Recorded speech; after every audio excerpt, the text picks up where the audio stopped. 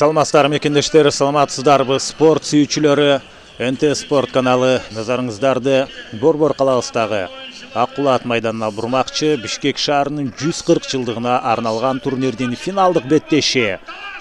Бакуат Талас командасы жана Сарыөзөн Рассвет бири-бирине каршы келип отурат. Канчалаган командаларды тайпалык оюндарда жана чейрек жарым финалдык беттештерди утуп келип, мына ошол эки команда чемпион болуу мүмкүнчүлүгүнө ээ болду жана алардын бирөөсү бүгүн албетте жеңишке жетишет. Жашыл кийимчендер Талас облусунун Бакуат командасы, ал эми Сарыөзөн Рассвет, булар сары кийим менен бүгүн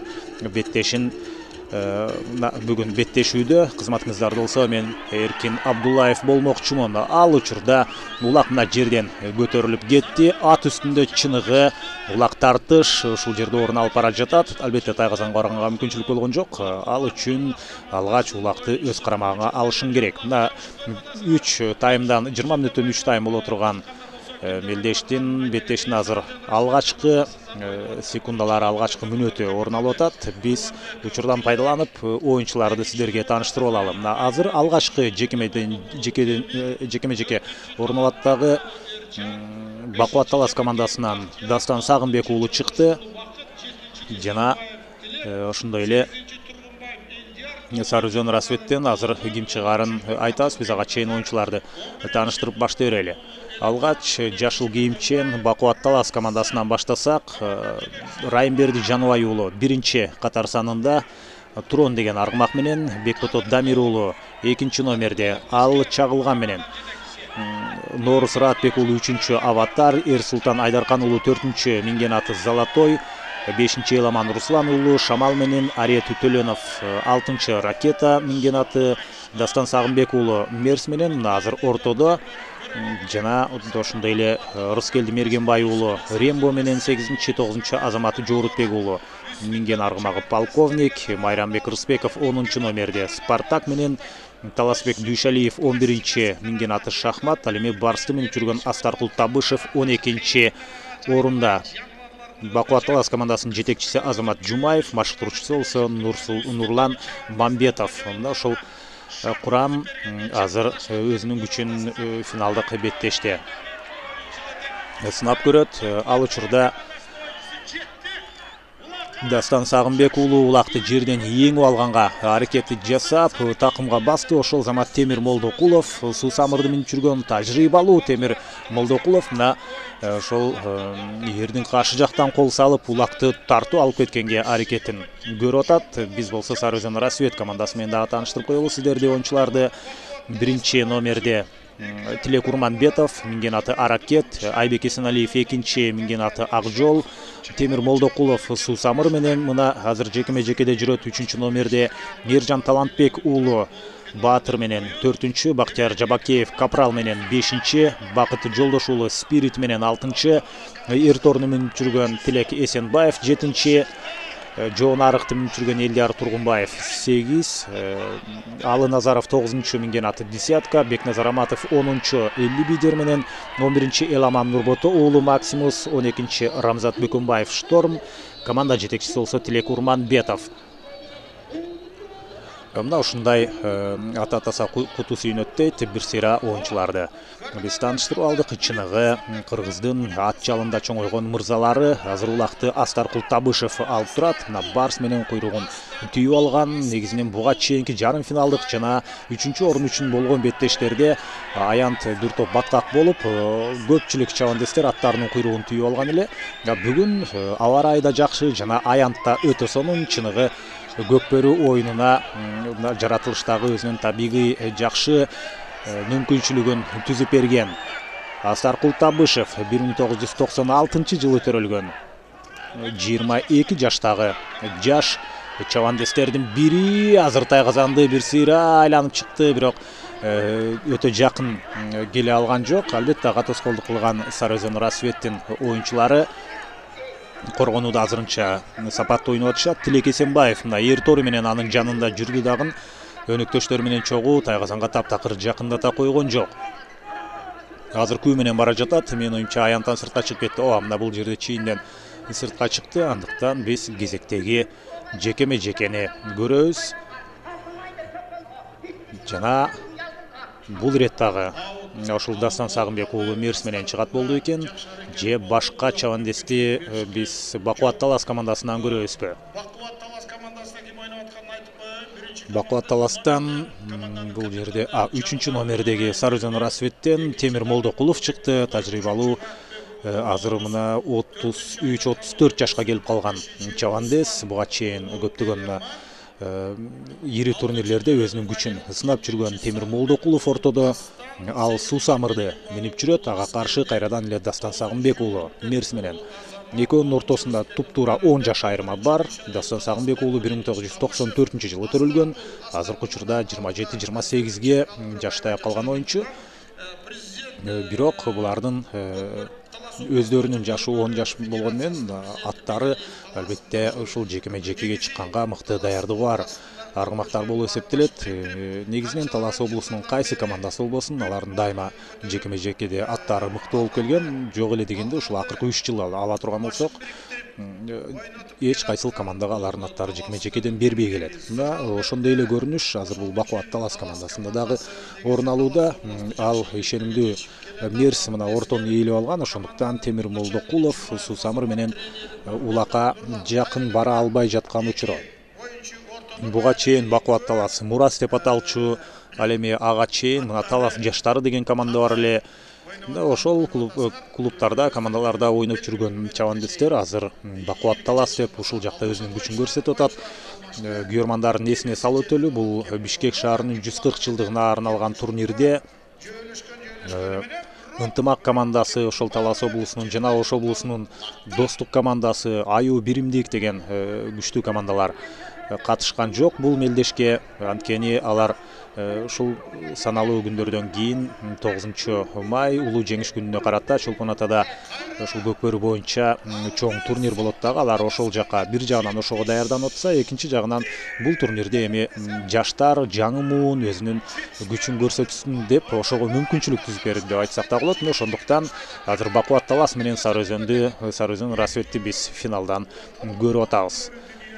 Сүрмө топ азыр улакты ошол бири-биринен тартып алуу болгон аракетин көрүп жүрөт. Ал учурда мына 3 чабандестин атаандашынын ортосунда калган Майрамбек Рыспеков. Майрамбек Рыспеков мына ылдыйкы тайгазанды көздөй жөнөдү. Улакты эрдин кашына алып алган. Ой азамат, мына күү менен келип минген аты өтө сонун Спартак. Мына ушул Спартак өтө сонун токтоп берди. Паузаны кармап туруп ал жерден улак менен кошо тайгазанга бир түшүп чыккан Майрамбек Рыспеков мына 10 номердеги чабандес 1994-жылы төрөлгөн.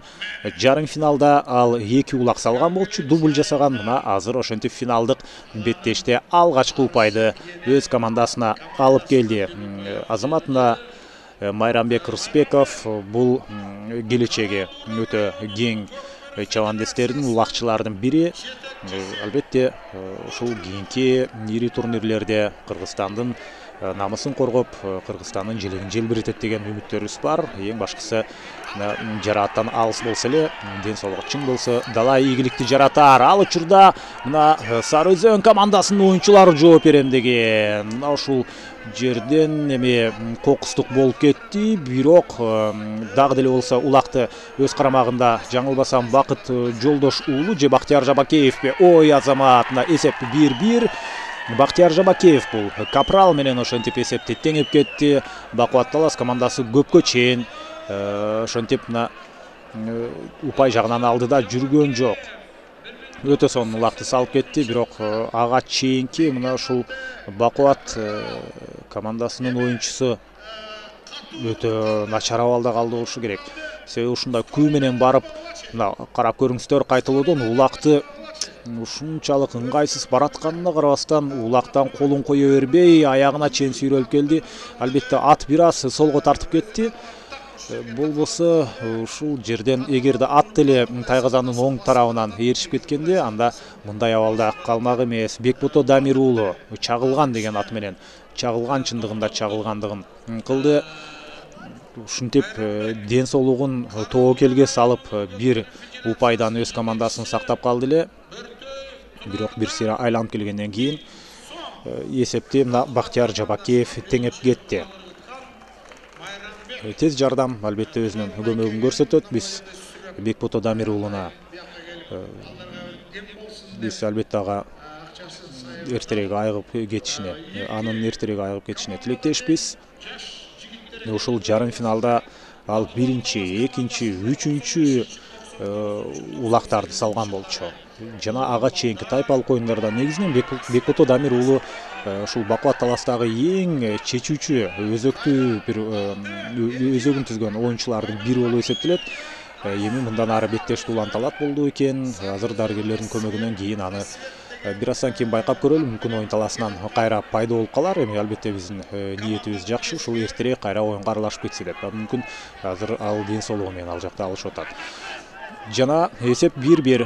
Ошентип 3 таймдын биринчи таймы азыр орун алып атат. Сүрмө топ дагы деле ат үстүндө улак тартыш менен алек.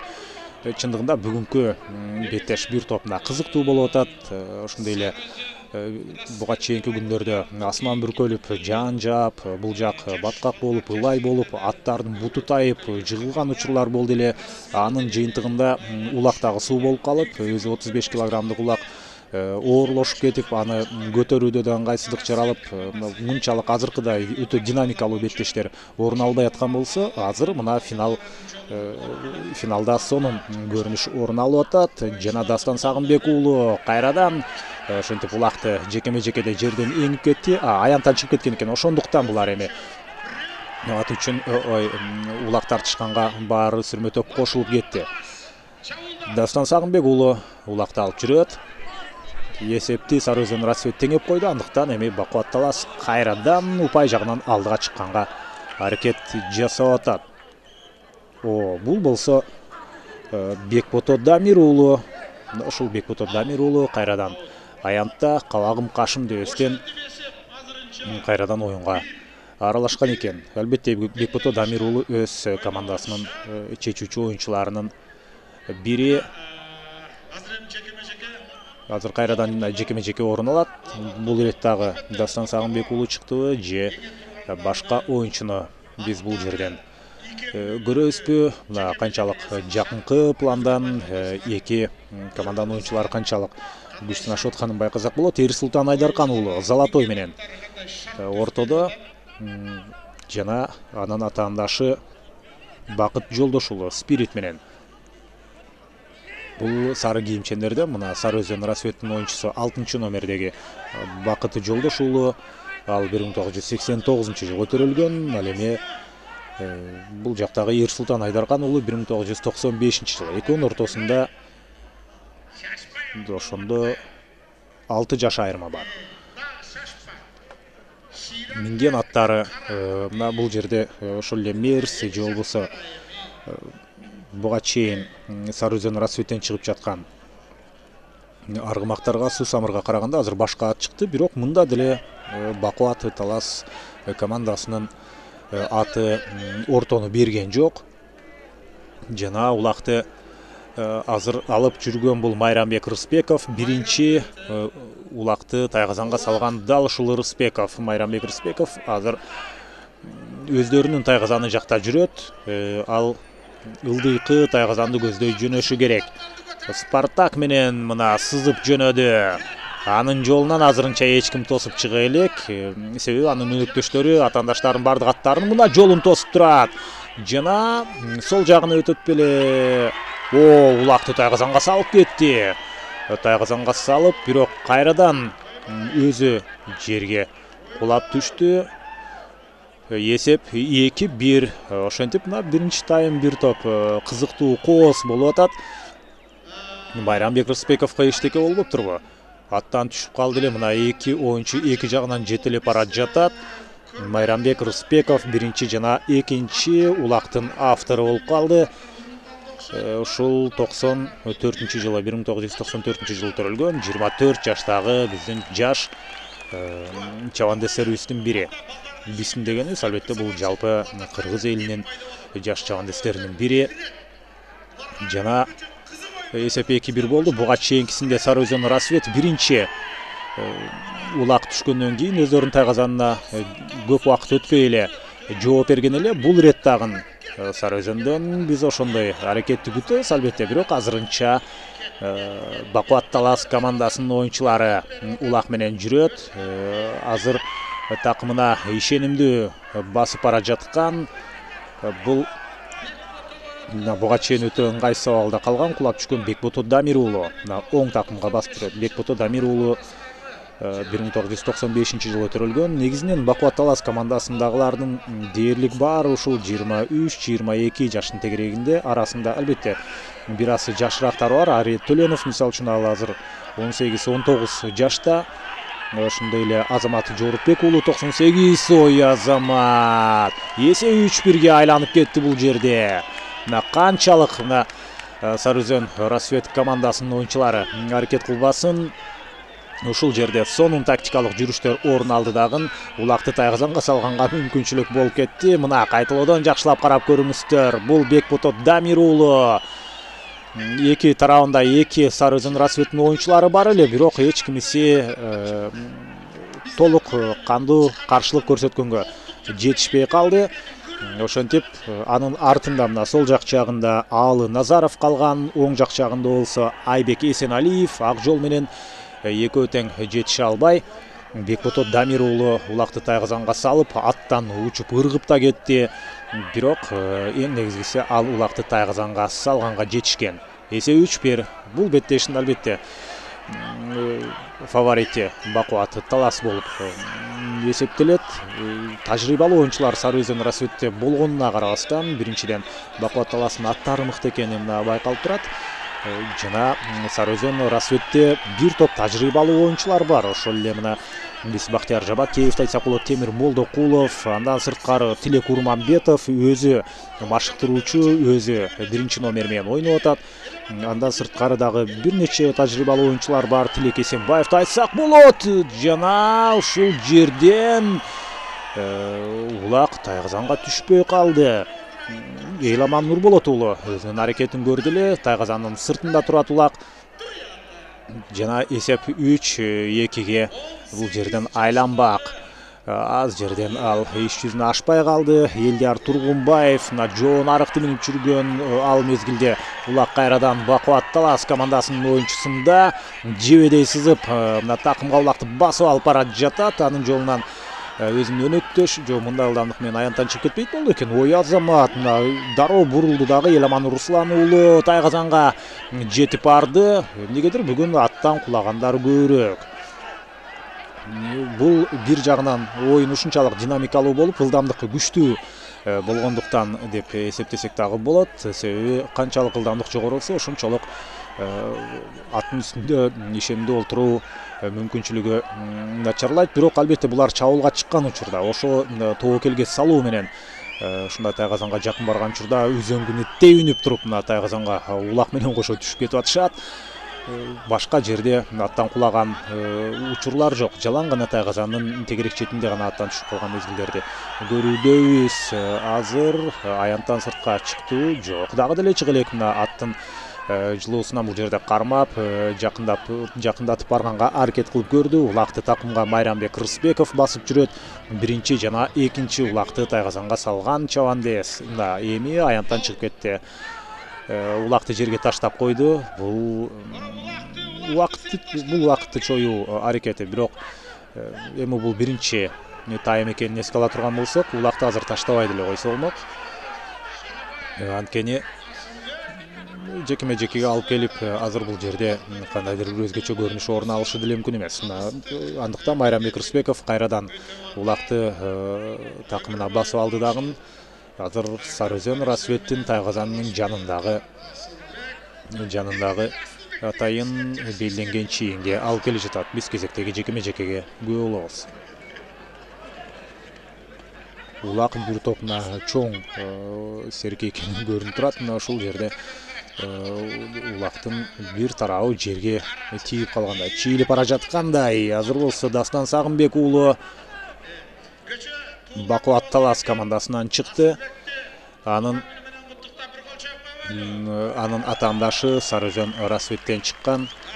Бул Бакыт Жолдошулу Спирит менен мына ушундай жекеме-жекеде эгерде ат бетме-бет туруп тиреше албай турган болсо, анда атандаш ушундай арт жакка өтүп алат. Мына байкасаңыздар, азыр арт жагында турат дагы. Бул улакты эңүүгө болгон аракет көрүлүп жаткан учурда артынан акырын түртүй туруп өзү улакты алып кетүүгө болгон кандайдыр бир тактикалык жүрүш деп айтсак болот. Мына ошондуктан булар жекеме-жекеде азыр Бакыт Жолдош уулу артта туруп аракет кылып көрдү эле.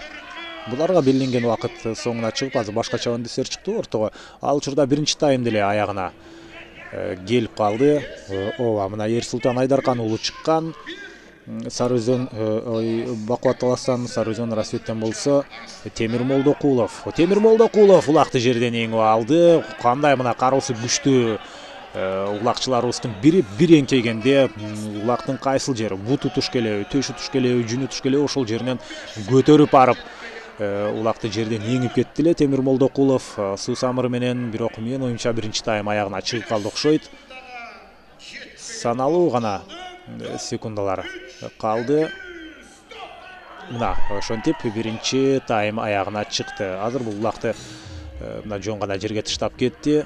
Эсеп 3-1 Бакубат Талас командасы алдыда. Майрамбек Рыспеков биринчи, экинчи улакты салды. Ал эми Бекбото Дамир уулу үчүнчү улакты салды Бакубат Талас командасы үчүн. Сары Өзөн Расветтен Бактияр Жабакеев ушунда бир улакты салганга мүмкүнчүлүк алган. Эсиңиздерге салып коелу, бул Бишкек шаарынын 140 жылдыгына арналган турнир жана экинчи 20 мүнөттүк мына башталды. Жана биз бул жерде эми жекеме-жекени көрөбүз. Демек, алгач ортолук бөлүккө улак ташталып, андан кийин улак аянттан сыртка чыгып кеткен экен. Ошондуктан экинчи таймды биз ушул жекеме-жекеден баштап көрөбүз деген учурда азыр Сары Өзөндүн оюнчусу бул Эламан Нурбото уулу Максимус менен ортого чыккан эле. Ага каршы Эрсултан Айдаркан уулу ойноп аткан. Ошол беле кимиси болсо дагы бул жерде эреже бузууну калыс каттап атат. Атынан түшүп калганына караганда ушул улакты жерден эңем деп жаткан учурда ат менен түртүү ийген сыяктуу. Айрыкча төш жагынан түртүлгөндө гана эреже бузулду деп эсептелет. Мында негизинен жекеме-жекеде алыстан келип атаандашты кагып кетүү болушу мүмкүн эмес. Себеби тегерек чейин кичинекей. Ашып кетсе 1,5-2 метр мүмкүн. Ошончо кыска аралыктан келип түрткөнгө гана мүмкүнчүлүк бар. Эгерде чындап эреже бузулса, анда улакты жерден эңип жаткан учурда келип мына төшүнө түртүү ийген болсо, мына ошол гана. Эми бул жерде канчалык туура абал болду, бизге негизинен кайталоо болсо жакшы болот эле. Ошонсо дагы калыс өзүнүн калыс чечимин чыгарат деген ойдобуз. Азыр болсо мына жаза мамысына байлаган атат. Азыр 2 мүнөткө жекеме-жекеде мындай көрүнүштөр эле албетте орун алып калат. Калыс өзүнүн позициясын бербей жатат. Ал көп алыс эмес, жакын жерден баарын байкап турган, көрүп турган. Ошондуктан Эрсултан Айдаркан уулу Золотой менен мүмкүн ал азыр жаза мамысына 2 мүнөткө жаза мамысына байланат дагы. Биз кайрадан жекеме-жекени көрүшүбүз керек болот. Тилек Урманбетов дагы келди. Ал калыстын жанына келип, жалпы жыйынтыктоочу чечимди ал угушу керек. Өз командасынын жетекчиси жана оюнчусу, жөнөкөй тил менен айтканда машыктыруучу жана оюнчу. Көпкө чейин талашып тартышып атат. Бакубат Талас командасынын оюнчулары убакыт өткөрбөй бул жерден калыс айттуу демек кылып койгон негизинен туура болот. Эреже деген албетте сакталышы керек. Мүмкүн ал эреже бузган эместир. Бирок баары бир калыс жөн жерден кандайдыр бир чечим чыгарыш мүмкүн эмес.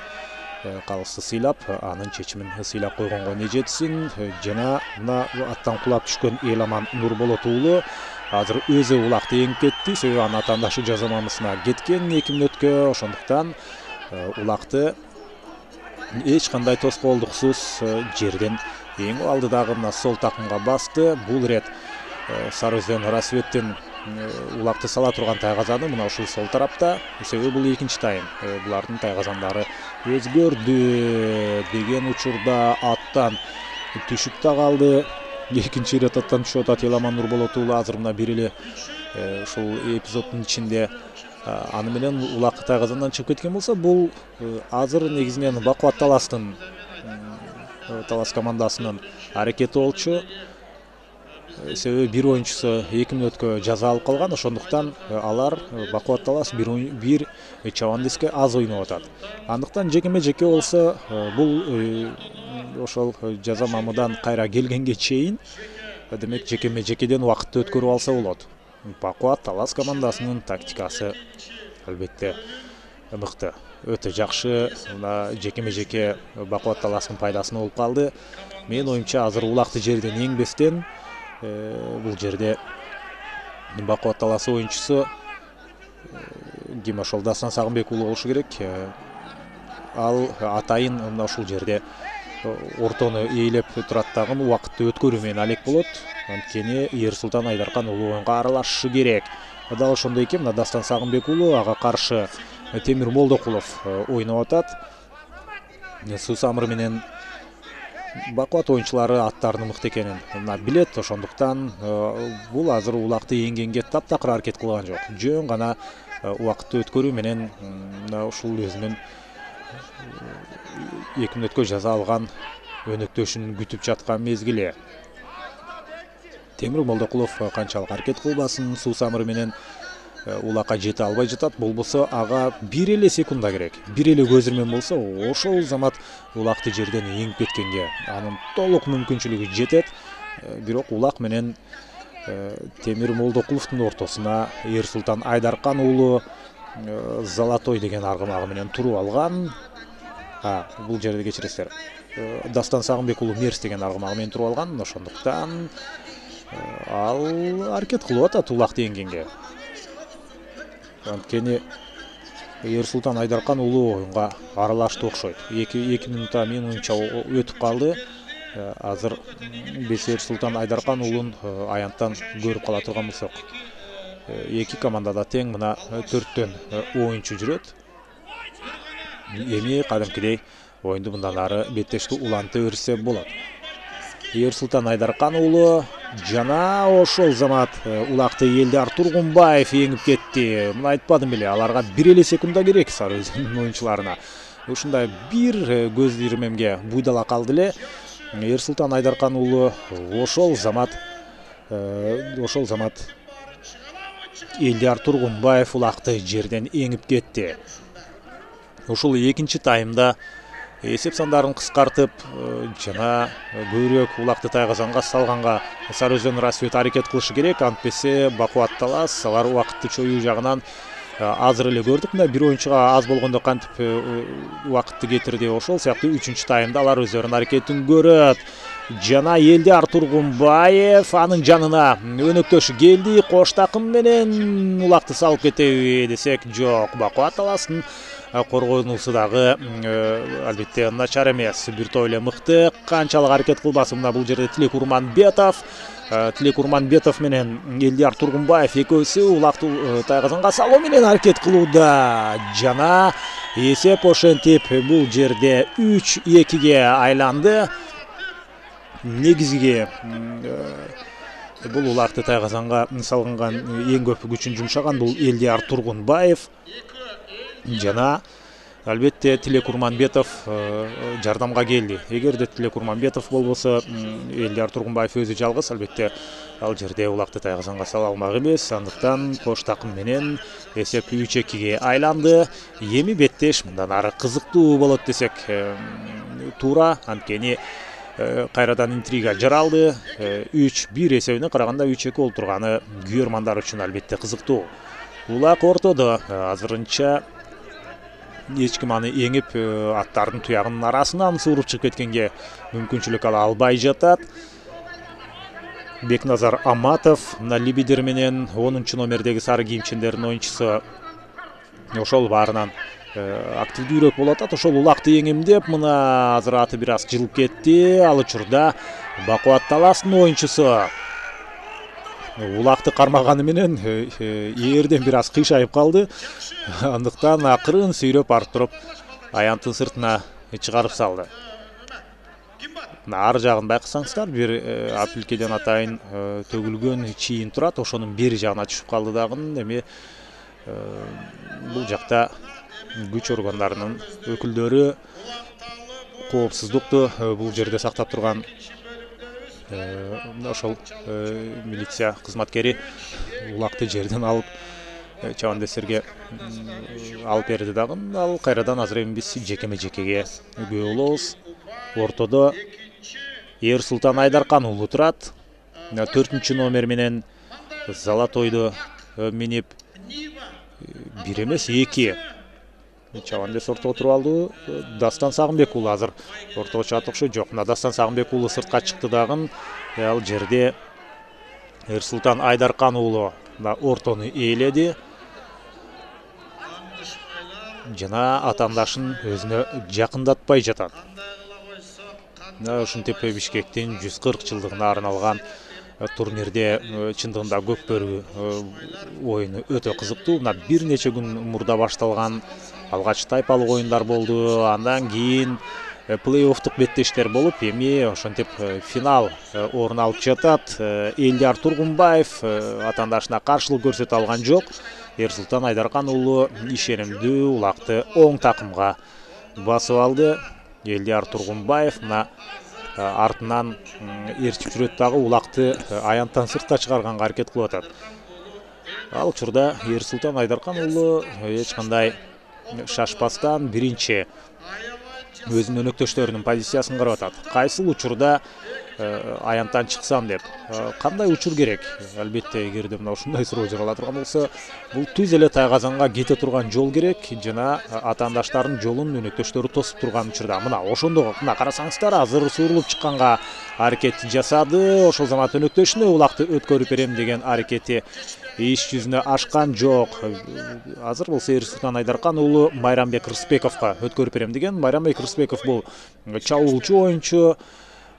Албетте командада коргоочу, чабуулчу, кадимкидей эле футболдогудай же башка командалык оюндардагыдай эле өздөрүнүн позициялары бар. Аягында баары бир өткөрүп берди. Ошентип кайрадан ийгиликтүү аракетти иш жүзүнө ашырган учурга биз күбө болдук. Мына кандай сонун аты ушул жерден токтоп берди. Жана бул жердеги Майрамбек Рысбековдун ошентип 3-чү улак болуп калды. 4 улактын 3-өсүн Майрамбек Рысбеков тайгазанга салды дагы. Алмашуучу жерге чейин ошентип мына жөө барбастан атка минип кетти. Биринчи улакты салганда жөө кеткен эле. Мунусунда эми атка учкашып алып кеткенине биз күбө болдук. Эми биз деле көнүп калдык. Бир четинен Сары Өзөн Рассвет ушундай өздөрүнүн тайгазанына улак өткөрүп алгандан кийин эсепти теңеп кеткен. Айрыкча биринчи улактан кийин азыр эми ошол замат Сары Өзөн Рассвет оюнчулары жооп берүү үчүн бара жатат. Бакыт Жолдош уулу улак менен анын артында өнөктөшү Бекназар Аматов да жүрөт. Сары Өзөн Рассветти сүрүп Бакубат Талас аянттан сыртка чыгарып салганга аракет кылып көрдү. Ал учурда Бекназар Аматовго өттү окшойт улак. Менин оюмча ал сол такымга басып келе жаткан жана улак жерге түшүп калды. Ушундай кандай динамикалуу оюнда ылдамдык менен аттар ары бери жүрүп жаткан учурда жерден улакты еңип кетем деген чыныгы кыргыздын мырзалары азыр ушул жерде эч кандай сүрмө топтон коркпостон башын ылдый түшүрүп туруп ушул жерден улакты еңип кеткен болгон аракеттер көрүлүп атат. Ким бул жерде эңкейди? Мына сага жерден улакты көтөрүп бара жаткан учурда Сары Өзөндүн оюнчусу көтөрүп бара жаткан учурда Бакубат Таластан бир оюнчу улакты өз карамагына алганга аракет жасады. Азыр баарынан активдүү Бекназар Аматов 10-чу номердеги Сары Өзөн оюнчусу бирок ишенимдүү эч кайсыл чабандес улакты өз карамагына толук ала албай жатат. Улактын аргымактын бир тарабына кадимкидей чиренип алып, ушул жерден улак тартыш орун алып атат. Чыныгы улак тартышка биз мына азыр күбө болуудабыз. Элдияр Тургунбаев бир сыйра аракет кылып, азыр мына сүрмө топтон чыкты. 8 номердеги кайрадан топтун ичине кирип бара жатат дагы. Мына эгер деле бир чабандес топтон сурулуп чыгып кетсе, анда биз албетте чабуулду көрүп калышыбыз толук ыктымал. Канчалык мына башынан тартып, тизигинден тартып ары алып кеткенге аракет кылбасын, баары бир топ деген топ, анын ичинен сурулуп чыгуу кыйын. Ал учурда Бактияр Жабакиев канчалык каруулуу экенин далилдеди. Ошол учурда эки атаандашы эки тарабынан келип, өздөрүнүн өнөктөшүнөн эч ким убагында келе албай калды, жетишпей калды дагы. Ошонун жыйынтыгында улак кайрадан жерге түшүп калып олтурат. Атаандашына бергенче жерге түшүрүп салууну Бактияр Жабакиев туура көргөн. Бул тактикалык анын өзүнүн туура чечими болду. Азыр улак аянттан чыккан жокпу? Жок, чыккан эмес демек. Беттеш андан ары улана бермекчи. Сары Өзөндүн оюнчусу азыр улакты такымга басып жүргөндөй. Бар мына карасаңыздар, камчыларын оозго тиштеген бойдон эки колун бошотуп алып аракет кылып жүрөт. Жана улак Эламан Нурболот уулуна өткөрүлүп берилди. Улакты эрдин кашына алды. Жана улак тайгызанда. Эсеп 4-3. Мына ушундай кызыктуу финалдык беттешке биз күбө болуудабыз. Эламан Нурболот уулу 1989 жылы төрөлгөн. Минген аты Максимус. Баскетболдогудай эле кылып кетти го дейм. Мына ушундай тайгазанды түз көздөй бара жатып, Максимус бир аз оңго бурулуп туруп, мына тайгазанды айланып өтүп кетти. Ал эми улак тайгазандын ичинде. Эсеп 4-3. Сары Өзөн Рассвет бүгүн бакубат таласка жеңишти оңой эле берип коюшу мүмкүн эмес. Чемпион ким болору дагы деле белгисиз. Беттеш соңуна чыкмайынча албетте ага жооп таба албайбыз.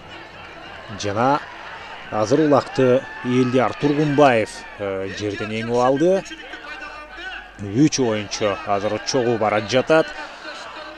Ошол эле Тилек Эсенбаев бул жерде, Элдияр Тургунбаев, аны менен кошо Бекназар Аматов. Сары Өзөн Рассветтин ушул 3 оюнчусу ортодо жүрдү эле. Бирок анын жанында атаандаштар дагы коргонууда жүрөт. Мына кош такым менен тайгазанга салган аткан учурда арттан келген бул Райымберди Жаныбай уулу. Бакубат талаасынын оюнчусу Райымберди Жаныбай уулу тоскоолдук кылып көрдү. Ой-ой-ой, эң керектүү учурда эрден бир аз ооп кетти дагы. Чабуул ишке ашпай калды. Жана кайрадан ошентип улак тартыш орун алып келген болсо, азыр Бактияр Жабакиев эң карулуу күчтүү чабандестердин бири. Бактияр Жабакиев Капрал менен улакты өз карамагында алып бара жатат. Анын ар кайсыл тарабынан атаандаштары мына чогулуп келип кысып келди. Ошентсе дагы улакты эч кимге берген жок, бирок аянттан чыгып кетти. Андыктан кайрадан жекеме-жеке өтө кызыктуу беттеш орун алып атат. Бул тараптан караганда мына арткы фондо киши аздай көрүнгөнү менен, ал чындыгында негизги трибуна бул ушул камера тартып жаткан жакта. Ал тарапта болсо көрөрмандардын саны өтө көп. Алардын баары кыйкырык сүрөө менен өз командасын, өздөрү көрөрмандык кылган командасын алга сүрөп атат. Жана кезектеги жекеме-жеке Ерсултан Айдаркан уулу бакубат таластан чыкты. Жашыл кийимчендерден. Ал эми Бакыт Жолдош уулу Спирит менен ал дагы жекеме-жекеде. Аларга 1 секундта мүмкүнчүлүк бербеши керек. Эгерде бакубат талас бул процессти көзөмөлдөйм десе, антесе Темир Молдокулов экен, кечиресиздер. Темир Молдокулов бул жерде демек Спирит менен Темир Молдокулов чыккан. Булар аттарын алмашып алды окшойт. Өзүнүн номери 3-чү, ал эми атынын номери 6-чы болуп жүрөт.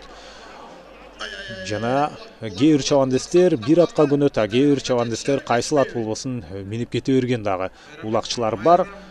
ошолордун бирөөсү Темир Молдокулов десек болот. Бирөөнүн аты чарчап калышы мүмкүн, бирөөдө Чавандес өзү чарчап калышы мүмкүн. Андыктан Спирит дагы өз формасында, Темир Молдокулов дагы сонун оюнду көрсөтүп атат. Ошондуктан демек ал азыр ортого да чыгып, коргонууда да ойноп, чабуулда да ойноп, Темир Молдокулов өз командасын чындап эле алга сүрөп жаткан учуру. Есеп болсо 4-3, өтө сонун есеп бул жерде. Катталып турат, сүрмө топ ат үстүндө улак тартышып бара жаткан болсо, азыр Тилек Эсенбаев, мына Тилек Эсенбаев эмес, бул Тилек Урманбетов, 1980-жылы төрөлгөн. Ушул азыр ортодогу аянттагы чабандестердин ичинен эң жашы улуусу Тилек Урманбетов. Азыр ал ошондо 48ге чыгып калды жашы. Кечиресиз, 38ге чыгып калды жашы. Ошол 40-ты таяп калган Тилек Урманбетов өзүнүн дээрлик 15-18 жаш кичүү чабандестер менен кадимкидей тең ата күрөшүп атат. Эми Тилек Урманбетовдо тажрыйба өтө мол жана физикалык жактан деле эч кандай атаандаштарынан артта калбайт. Есеп 4-3 бойдон сакталып турат. Ошентип биз мына 2 таймдын ичинде 7 ирет улакты тайгазандан көрдүк. Көз ачып жумганча ушундай улак тайгазанга түшкөн учурлар көп, кездешкен, беттешке күбө болуп атабыз. Бул албетте жакшы нерсе. Азыр улак Майрамбек Рысбековдо. Майрамбек Рысбеков бирок ал өтө көп мына аттан түшүп калып атат. Менин эсебим боюнча 4-чү же 5-чи ирет аттан жерге түшүп калды. Жана ушул мезгилде акыркы минута, 2-чи таймдын акыркы минутасы Майрамбек Рысбеков болсо улакты мына сол такымга басып жүрөт, атаандаштарынын оюнчуларын күтүп атат. Жок дегенде бирөөсүн өзүнө алып келип турат. Бул Еламан Руслан уулу экен. Еламан Руслан уулу, минген аты Шамал. Бул чабандес дагы 1995-жылы төрөлгөн. Мурда Мурас деп аталып жүргөн команда, азыр ошентип Бакуат Талас деп өзгөргөн дагы бир топ чабандестер ушул жакта жүрөт. Бир сыйра айланып келди. Эң акыркы секундалар. Ушул 2-чи таймдагы жана дагы деле Еламан Руслан уулу улакты өзүндө алып жүрөт. Тайгазанды көздөй жөнөдү. Эң акыркы секундаларда тоскоолдук кылган эч ким жок. Ой азамат. Еламан Руслан уулу Шамал менен келип туруп, мына ошентип 5-чи улакты тайгазанга салып кетти. Өз командасына топтон суурулуп чыкканы чындыгында таң калыштуу. Сүрмө топтун ортосунда жүргөн эле. Аттын башын бир бурду дагы суурулуп чыгып кетти. Жана ишенимдүү түрдө эсепти 5-3кө жеткирди. Бул эми 3-чү таймга өзүнүн таасирин бериши мүмкүн. Дал ушул эсеп улакка караганда дагы өзү тайгазанга кооз түшкөн экен. Мына кайталоодон жакшылап баам салып карасак, бирок азамат улакты тайгазанга салганы бир, ал эми ошол сүрмө топтон суурулуп чыкканы ал өзүнчө бир сөзгө арзый турган нерсе болду. 2-чи таймдын аягына чыгып, эми бир сыйра аянтка суу чачып алган жакшы. Анткени аттар ары бери чуркап атып, аянтта кургап кетти дагы, акырында чаң көтөрүлө баштады эле. Эми мына күйөрмандар чындыгында өтө көп, андыктан аларга колдон келишинче ыңгайлуу, бир комфорттуу бир мүмкүнчүлүктү түзүп бергенге аракет жасашкан. 3-чү бөлүм, мына ошентип биз 3-чү бөлүмгө келип жеттик. Бул жерде аттын үстүндө улакты кучактап алып атаандаштарына бербей жүрдү эле. Бирок албетте такымга басылбаган улакты тартып алып кетүү оңой эле, кыйын эмес. Себеби ыңгайлуу позицияны ал жерде ээлей албайсың. Ошондуктан Сары Өзөндүн бир оюнчусу тартып ала албай жаткан учурда экинчиси келип аны сууруп кеткенге аракет жасады. Андай учурда улакты бербейм десең, анда үзөңгүдөн бутуңду чыгарып улак менен кошо сен дагы аттан түшүп калышың толук ыктымал. Аянттан чыгып кетти окшойт улак. Андай болсо жекеме жеке. Албетте бул 3-чү чечүүчү мына акыркы 20 мүнөттүк болуп атат. жана ушунун жыйынтыгы боюнча жеңүүчү аныкталат. Улак аянттан сыртка чыгып кеткен экен, аны Сары Өзен оюнчулары алып келди. Ортодо кайрадан эле Темир Молдокулов жана Темир Молдокулов Сары Өзөндөн болсо Бакубат Таластан Дастан Сагынбек уулу кайрадан эле бул ирет тирешип атат. Ошол Темир Молдокуловдун аргымагы кадимкидей тирешип, мына убакыт өткөн сайын алдагы жекеме жекеде кадимкидей каны кызып, жанагы оюндун чындап оюндун кызуусуна кирген сыяктуу. Ошондуктан мына жекеме жекеден өзүнүн күчүн сынап көрүүдө. Аттардын дымагы дагы, деңгээли дагы ушул жекеме жекеден билинет.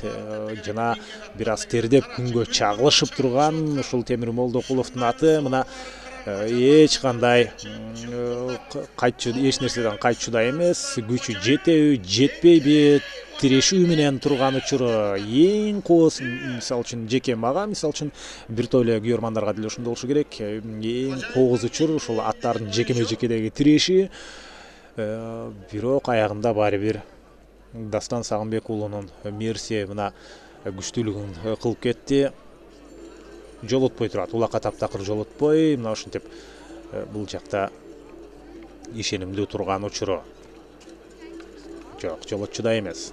Бирок Темир Молдокуловго көп деле нерсе керек эмес болчу. Ошол 1 секундка эле мүмкүнчүлүк берсе, улакты жерден еңип кеткенге мүмкүнчүлүк алмак. Аны улак жерден еңип кетмек, бирок ага жеткире койгон жок. Ал жерде Дастан Сагынбек уулу азыр оюнчулар алмашты, себеби атайын убакыт берилет. Ошол белгиленген убакыттын ичинде улакты жерден эч ким еңип кете албаса, албетте башка чабандестер жекеме жекеге чыгат. Эрсултан Айдаркан уулу менен Элдияр Тургунбаев жоон арык деген ат менен ал дагы мына күнгө чагылышып, негизинен аттар чындап азыр мына аны ачылып буга чейинки 2-20 мүнөттүктөн кийин кадимкидей тердеп тепчип чыгышты. Мына ошондуктан кадимкидей күнгө чагылып жатканы менин оюмча ошондон. Сорусун караңыздарчы, ушул жерде Элдияр Тургунбаевдин жоон арык деген аргымагынын күнгө чагылышканын жана бирок жекеме жекеде атаандашын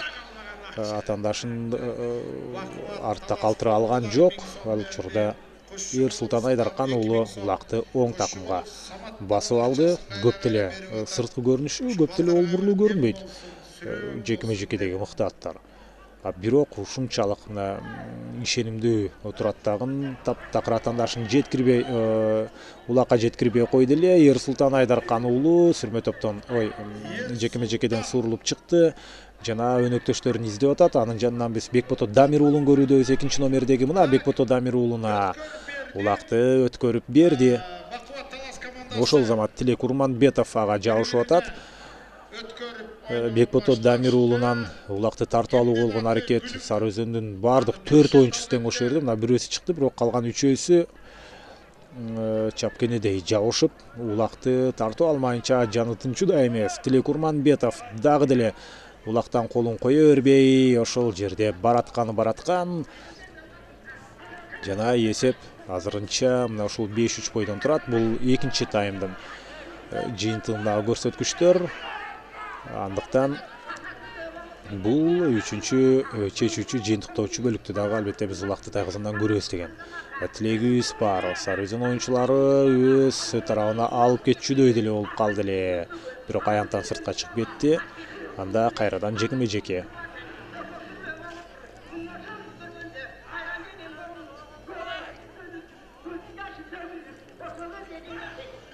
Бакубаттын оюнчулары улакты алып келбейт. Анткени аларга убакыттын өткөнү жакшы. Ошондуктан Сары Өзөн Рассветинин оюнчулары эртерээк барып улакты жекеме жеке боло турган жерге алып келип ташташы керек. Себеби убакыт Сары Өзөнгө керек. Бакубат Таласка керек эмес. Алар бул беттештеги негизги планды ишке ашырды. 5-3 эсебин упай жагынан астыда. Эми ушул көрсөткүчтү сактап калганга же болбосо мүмкүнчүлүк болгон учурда гана чабуулга чыгууну туура көрүшөт.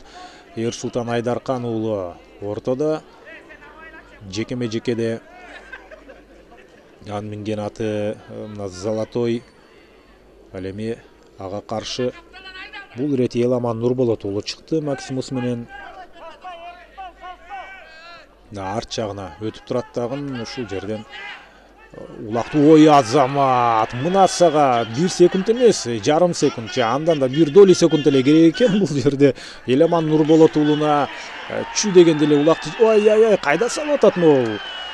Еламан Нурболот уулу бул эмне кылганы?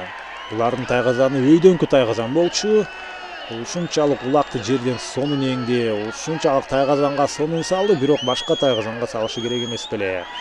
Бакуат Талас командасы ошентип 6-3 менен алдыга өсүп кетти. Тоскоолдук кылган эч ким жок.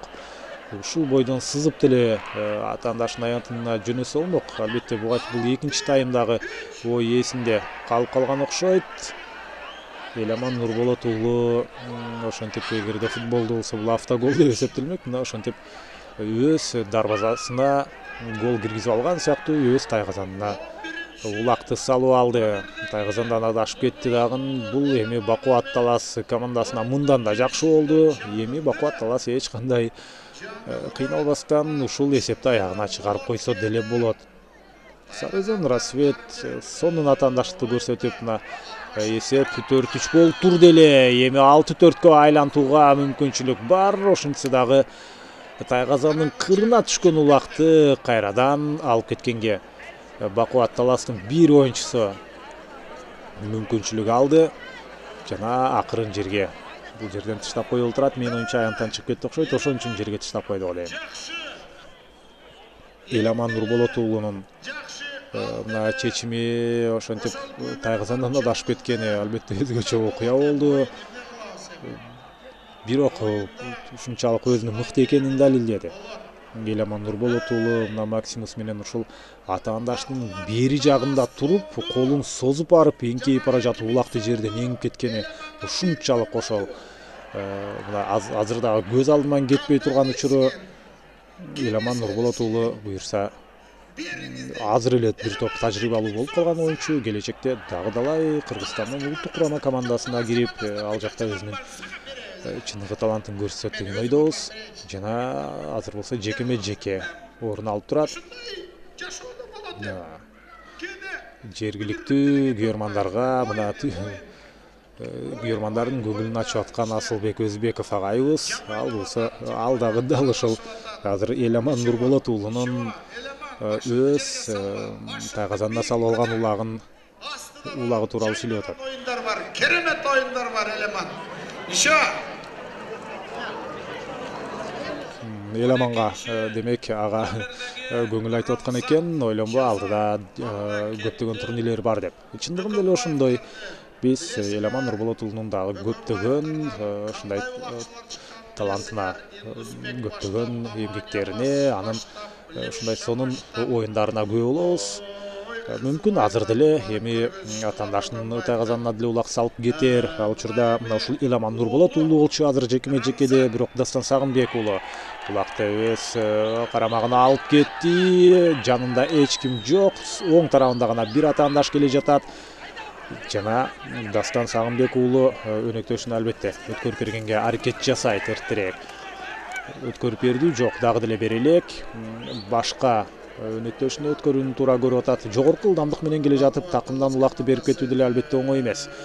Ал учурда эки тараптан бирөөсү өнөктөшү, бирөөсү атаандашы сүрмө топ азыр кайрадан аянттан чыгып кетет окшойт.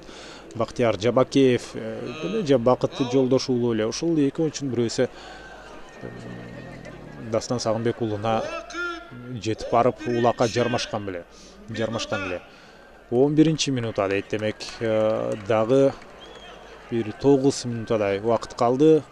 Бул таймдын бүтөрүнө жана жалпы эле беттештин бүтөрүнө эсеп болсо 6-3. Мындай артыкчылыкты албетте Бакуат Талас командасы негизинен сактап кала алат. Эгер деле бир өзгөчө ушундай бир Сарызын Рассвет өзүнүн жакшы оюнун көрсөтүп эсепти теңеп кетпесе. Эсеп теңелип калса, анда биз буллит көрүп калышыбыз мүмкүн. бул жылы 2017 жылы эсимде жок, бирок 2016 жылы мына ушунда булиттен дагы жеңүүчүлөр аныкталган учурлар болгон. Эрсултан Айдаркан уулу ишенимдүү улакты жерден эңип сол такымга басып алды. Бактияр Жабакеев аны артынан сая түшүп кууганга аракет жасайт жана кайрадан топтон сурулуп чыгууга бел байлап атат. Өнөктөштөрүн күтүүдө, анын жанына Бекбото Дамир уулу келе жатат. Мына сол тарабында Бекбото Дамир уулуна өткөрөм десе, анын ордуна Сарыөзөн оюнчусу пайда боло калып, ал өзүнө өткөрүп алуу аракетин көрүүдө. Азырынча Сарыөзөндүн бул кайсыл оюнчу экени белгисиз болуп калды. Жана топ улакты эле башка өнөктөшүнө өтүп кетти. Тилек бул жерде Райымбек Жаныбай уулуна жана кайрадан аут, кайрадан Улак Аянттын сыртында. Ошентип убакыт өтө берет жана Бакубат Таластын жеңиши уламдан улам жакындап келе жатат. Чемпиондук наамдан Бакубатты болгону азыр 8 минутта бөлүп турган учуру. Ортолук бөлүктө жекеме-жеке болот. Мында деле Бакубаттын аттары мыктылык кылары эч кандай талашсыз, бирок Сарыөзөн оюнчуларына бир аз гана убакыт керек. Эрсултан Айдаркан уулу кайрадан эле ортого чыкты Бакубат Таластан. Жана ортолук бөлүктү ишенбейлеп турат. Мына бир эңкейип туруп улакты жерден эңип алды эле Бактияр Жабакеев, андан колунан тартайын десе, мына Бактияр Жабакеев азамат аягында өзү ортолук бөлүктү ээледи. Кайрадан эле Эрсултан сол такымга басып атат, улакты сол такымга басты. Азырынча аянттан чыкпайт. Бир сыйра абалды оюнчулардын жайгашканын байкап туруп, башты көтөрүп, мына байкап туруп, карасаңыздар, эки тарабын карап атат дагы. Мына эми аянттан акырын чыгып кетти. Эми өнөктөштөр эртерээк жанына келиши керек.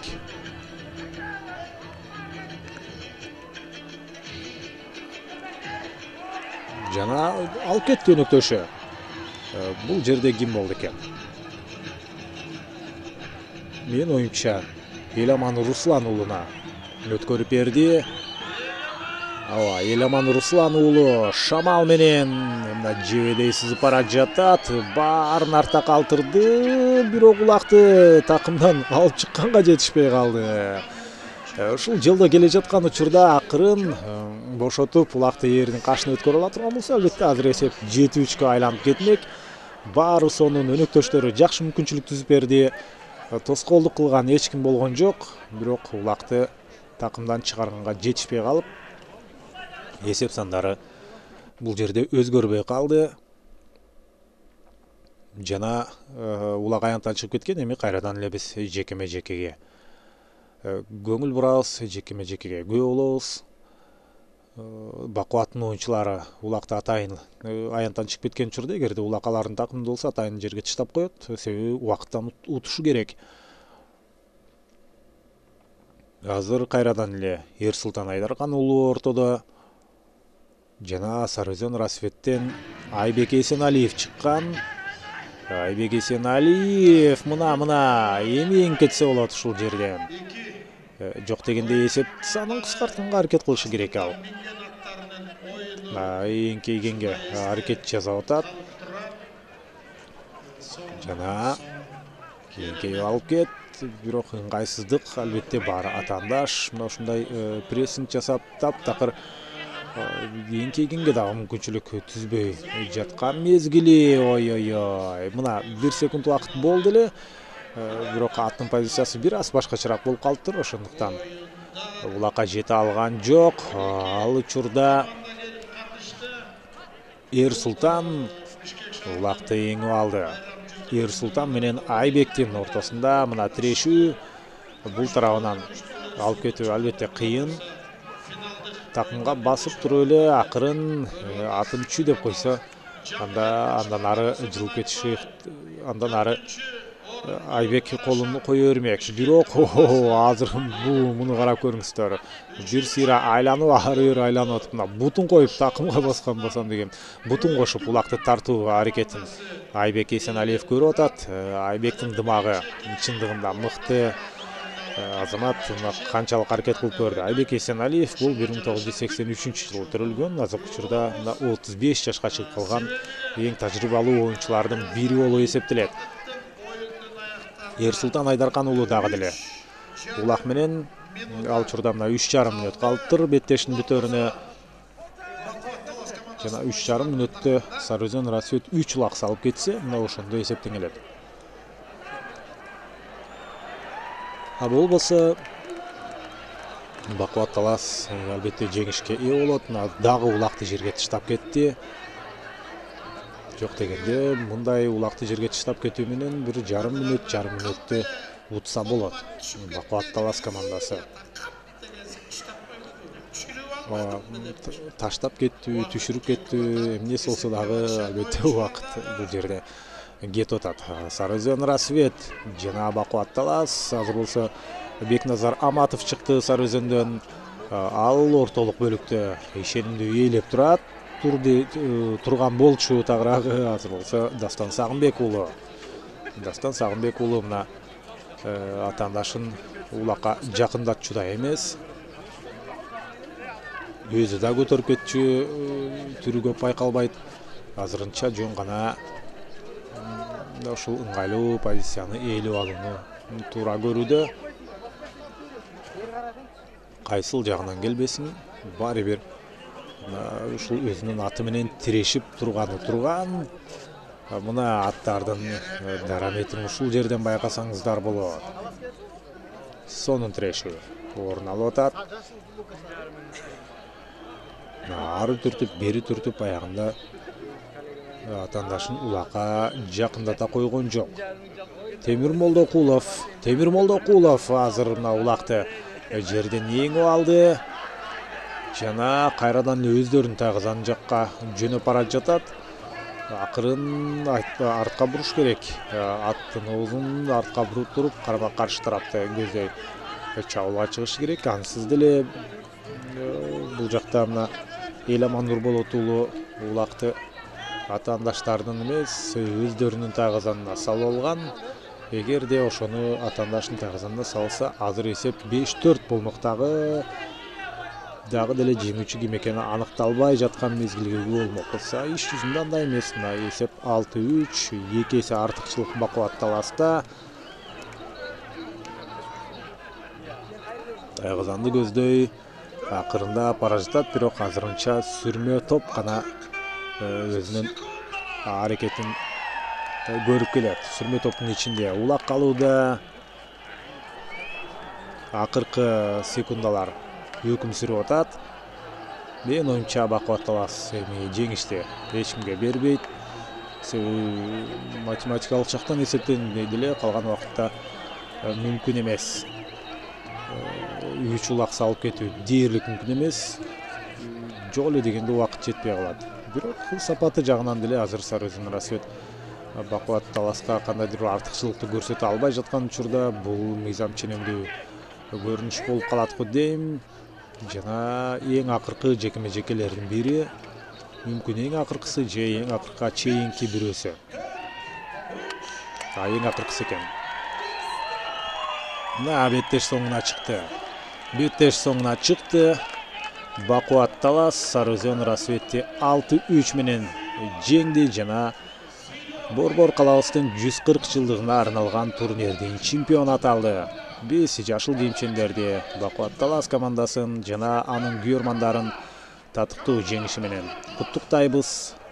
Чындыгында сапаттуу оюнду өткөрдү, дагы татыктуу жеңүүчү аталды. Сарыөзөн Расвет деле бирок жакшы каршылык көрсөтүп бере алган баса белгилүү өтөлү. Алар деле чемпион болгонго татыктуу болчу, бирок өздөрүнүн тайгазанына бир улак салып алганын жана ага чейинки тактикалык жүрүштөрдөн бир аз Бакубат Таласка алдырып койгондуктан аягында ошентип экинчи орунду ээлеп калды. Биз болсо сиздер менен коштошо турган убакытка келип жеттик. Кызматыңыздарда мен Эркин Абдуллаев болдум. Эфир аркылуу жолукканча саламатта туруңуздар.